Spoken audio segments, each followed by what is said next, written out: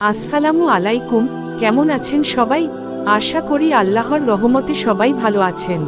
আজকে আমি আপনাদের সাথে এমন একটি আমল শেয়ার করব যেটি নিয়মিত করলে ইনশাআল্লাহ আপনার রিজিক বৃদ্ধি পাবে এবং জীবনের অভাব দূর হতে শুরু করবে। আমরা অনেকেই রিজিকের জন্য চিন্তিত থাকি, কিন্তু ভুলে যাই যে রিজিকের মালিক একমাত্র আল্লাহ।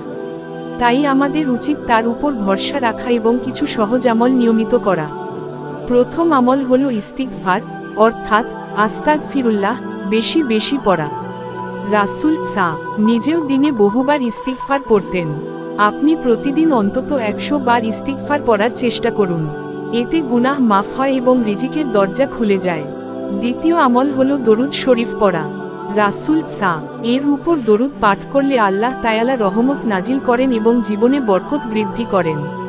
প্রতিদিন কিছু সময় বের করে দরুদ শরীফ পড়ুন। তৃতীয় আমল হলো সূরা ওয়াকিয়া তিলাওয়াত করা। হাদিসে এসেছে, যে ব্যক্তি নিয়মিত সূরা ওয়াকিয়া পাঠ করে সে কখনো অভাবগ্রস্ত হয় না। তাই প্রতিদিন রাতে ঘুমানোর আগে এই সূরাটি পড়ার অভ্যাস গড়ে তুলুন।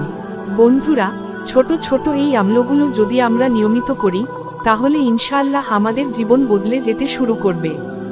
আর আমাদের ইসলামিক ফেসবুক পেজে প্রথম কমেন্টে লিংক দেয়া আছে, আপনারা সবাই একটু ভালোবাসা দিবেন। আল্লাহ আমাদের সবাইকে আমলগুলো করার তৌফিক দান করুন। আমিন।